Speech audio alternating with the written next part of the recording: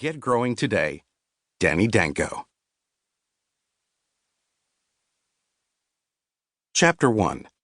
Plant Growth Basics and Grow Room Setup. Gain a basic understanding of the way that cannabis plants grow and how to get started on the road to growing your own pot. Photosynthesis and the marijuana life cycle. Assuming you've never grown a plant indoors before in your life, let's start from the beginning. Photosynthesis is the process by which plants convert light, air, and water into the carbohydrate sugars that make up plant cells.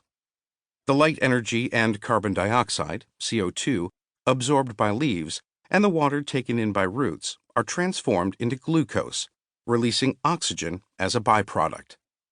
Plants use the glucose fuel to grow new shoots and branches, and they also store the converted energy in their leaves, fruits, flowers, and roots.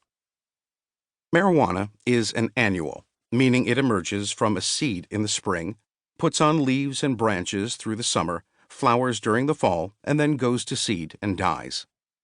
The fallen seeds, dormant through the winter, sprout in the warming earth of spring. This is as opposed to perennials that live year after year from the same rootstock.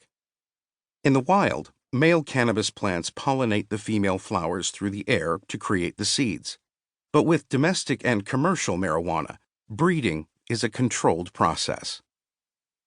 The buds we consume are the dried flowers of the unpollinated female cannabis plant.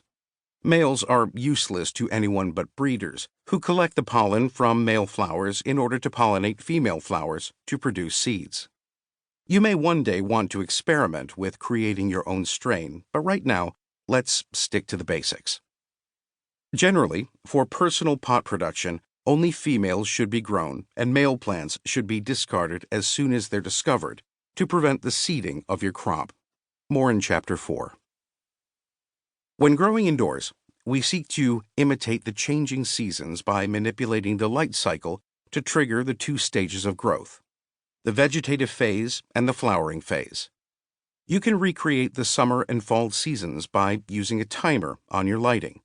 The summer, or vegetative stage, requires 18 to 20 hours of light per day, and the fall, or flowering stage, needs 12 hours of light and 12 full hours of darkness in order to trigger the plant to develop buds on its branches. See Chapter 7 and Chapter 8 for more on the different growing phases. A typical vegetative period is 3 to 4 weeks, and flowering generally takes around 8 to 9 weeks, so plan accordingly. Because you're using artificial light, you can determine the length of the vegetative stage and shorten or extend it according to your space and needs. In addition, your schedule should include a week for drying and a few weeks for curing after this. The best indoor growers keep copious notes and use a calendar to ensure their timing is right. Essentially, cannabis plants need light, water, fresh air, minerals, and nutrients. Our job as gardeners is to provide our plants with the proper levels of all of these things. Think of them as links of a chain. One broken link and the chain is undone. Dial them all in, and your plants will thrive. Where to grow: room, tent, or grow box. You need to decide on the location of your garden. A spare bedroom is ideal, but an area set aside in your basement or attic could also work. Closets and storage areas are easily converted into small gardens, but you may want to consider a growing tent or grow box. Tents can be set up quickly and come down just as fast, making them a stealthy choice. Bear in mind that there are ambiguities in the laws around growing medical marijuana. Secrecy is of utmost importance if you want to avoid any trouble from police, as well as thieves.